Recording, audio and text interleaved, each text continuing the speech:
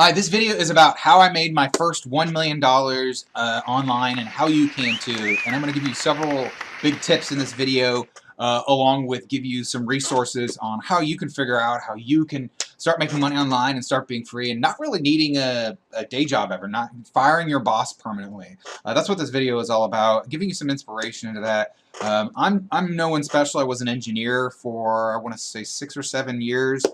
It's been a while, so long that I don't remember exactly how long it's been. 11 years ago, I actually had my first kid, and then pretty quickly I realized, man, I really did not like what I was doing. I was basically working my butt off at work, coming home, and then doing a bunch of kid stuff, and then crashing asleep, and then waking up and doing the same thing over again. And I thought, there's got to be a better way. And so I started looking into how to make money online, and I was doing it on the side. And about 8 years ago, I had my second kid. And I quit my job. I had cash saved up. I had a little bit of money that I was making online, but pretty soon after that happened, I actually the website that I had that was making about $1,000 a month that I thought I was going to be able to scale to like $5,000 and $10,000 a month. It got hit by a Google penalty essentially.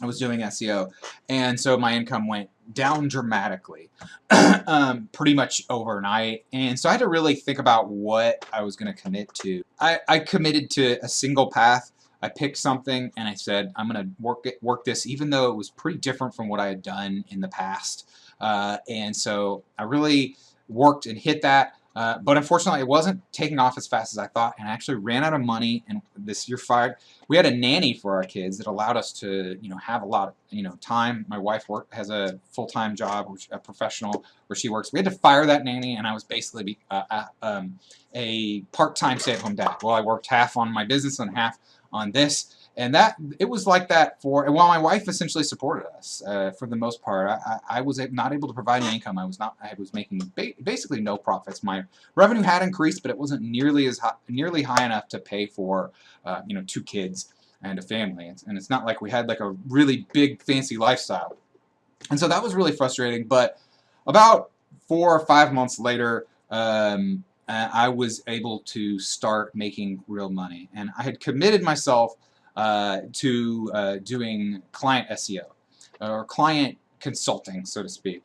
Now, going from being an engineer to someone who actually has to sell, well, I did like the technical part. The sales part required me to grow a lot. I really had to look at myself and look at what I believed and who I wanted to be, and I had to grow quite a bit.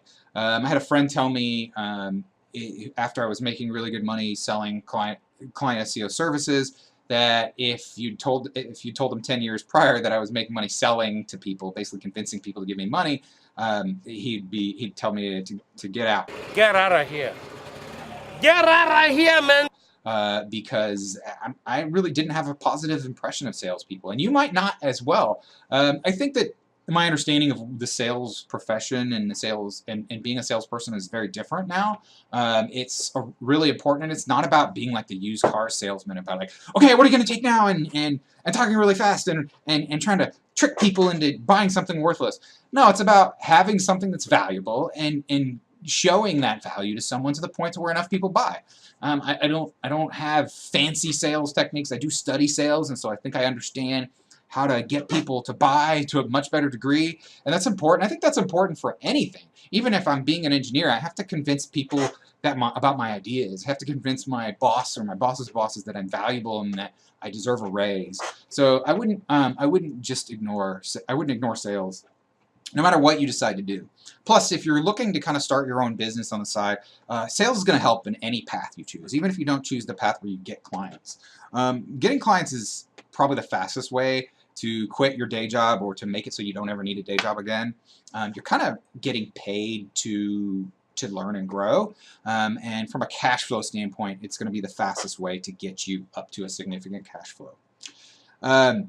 I will say that there will be a link down below to get the top 5 tips that I would give you on killing your need for a day job ever. So this is just to make it so that you don't ever need a day job. So that when you cross a certain threshold, you can fire your boss and you never need a boss again. You can always have the freedom. Not that it's all perfect and roses in every single way. There are some downsides to having your own business, but at the same time, I'm much happier. I don't regret a single day. Not even a single day have I regretted quitting my job. Now, one of the main ways that I sell services is I have a website called Dallas SEO Geek, where I rank. You can go check right now. I rank for Dallas SEO, Dallas SEO Consultant, Dallas SEO Expert, and if you don't know what SEO is, it's search engine optimization. It's essentially what I'm doing there.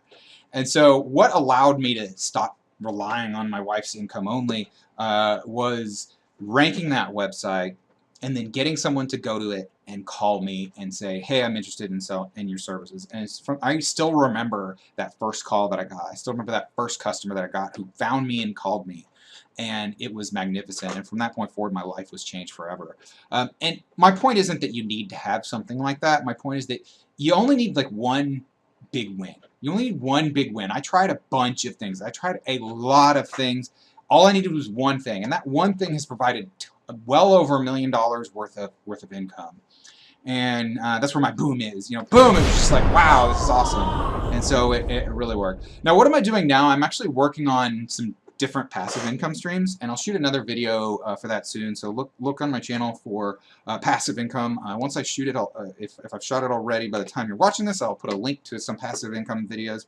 And I'm going to use quotes for passive income because, you know, there are certain, you know, there's different levels of passivity. So like working at McDonald's is 0% passive. Having $1 million in a bond account where it pays you money automatically, that's very high on the passivity. And there's some other things that I would say are like very high, maybe like 80–90% to full passivity, but I would still call passive income. And that's mostly what I work on here, to where there's not a lot of work to keep it maintained, while there is some amount of maintenance.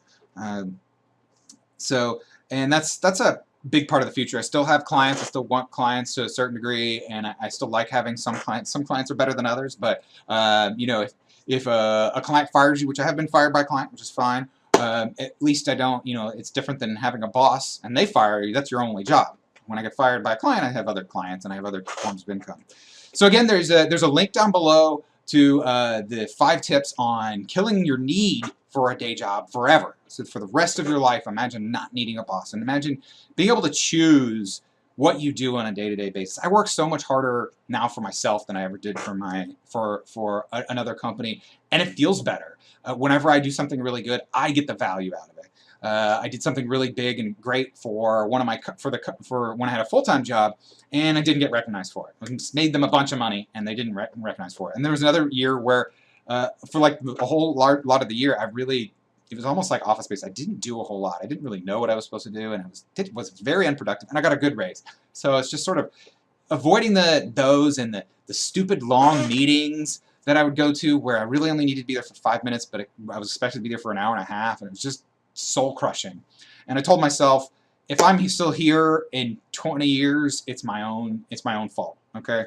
And so in the future, I'm going to look to increase my passive income so that I can choose what I do. I'm going to continue working, continue building, but at the same time, I really would like to have the choice, and that's what this is all about. And you know, while doing clients is not like super high in the passive income level, it is still somewhat high on there, because on a day-to-day basis, I could choose what I want to do. If I want to work on a passive income instead of the client stuff, I can still do that, and I still have the time to do that. If I want to take a certain section of the work that I've been hired to do, and I find someone that I can either train or that's already trained to do that specific thing, I can give that to them, and then it makes it more passive. So I can actually make my work more passive over time. Try doing that at your full-time job. Try asking, say, hey, can I pay this guy $1,000 to do my job that you're paying me $50,000 for? Doesn't that sound great? Sounds great for me. You know, that's not exactly a perfect analogy, but it's something to really think about. There is still some passivity to that. So if you like this video, if this was helpful or inspirational to you, please give it a thumbs up and subscribe to the channel. If you have any stories about how you want to quit your day job, or you have any comments about some thoughts on you quitting your day job, please leave a comment. I will respond to it. And I appreciate you watching, and have a great day. Bye.